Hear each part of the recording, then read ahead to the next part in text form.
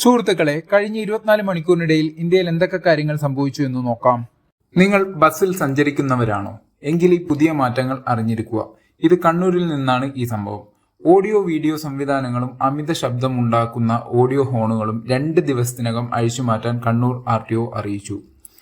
എഞ്ചിന് മുകളിൽ ആളെ കയറ്റിയിരുത്തി യാത്ര ചെയ്യുന്നത് ശ്രദ്ധയിൽപ്പെട്ടിട്ടുണ്ട്. അതും നിയമവിരുദ്ധമാണെന്ന് അദ്ദേഹം അറിയിച്ചു.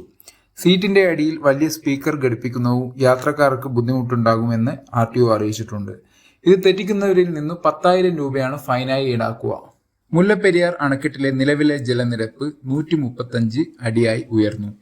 136 അടി ആയാൽ സ്പിൽ വേയിലൂടെ വെള്ളം ഒഴുക്കിക്കളയുമെന്ന് തമിഴ്നാട് ഗവൺമെന്റ് അറിയിച്ചു. 2022 ഓഗസ്റ്റിലാണ് ഡാം അവസാനമായി തുറന്നത്. 2 വീലർ യാത്രക്കാർക്ക് ടോൾ വേണ്ട. 2 വീലർ യാത്രക്കാർ ടോൾ കൊടുക്കണമെന്ന വാർത്ത ചില മാധ്യമങ്ങൾ റിപ്പോർട്ട് ചെയ്തതിനെ തുടർന്ന് അത്തരം ഒരു തീരുമാനവും സർക്കാർ എടുത്തിട്ടില്ല എന്ന് നിതിൻ ഗഡ്കരി അറിയിച്ചു. ഒമാനിൽ പുതിയ മാറ്റങ്ങൾ വരുന്നു. ഒമാനിൽ ഇൻകം ടാക്സ് 2028 മുതൽ ആദായ നികുതി ഏർപ്പെടുത്തുന്ന ആദ്യ ഗൾഫ് രാജ്യമാണ് ഒമാൻ. 42,000 റിയാലിൽ കൂടുതൽ വാർഷിക വരുമാനമുള്ളവർക്ക് 5% ടാക്സ് ആവും ബാധകമാവുക. Kerala latest weather updates. സംസ്ഥാനത്ത് അതിശക്തമായ മഴ തുടരും. 12 ജില്ലകൾക്ക് മുന്നറിയിപ്പ് നൽകി. Follow for daily updates.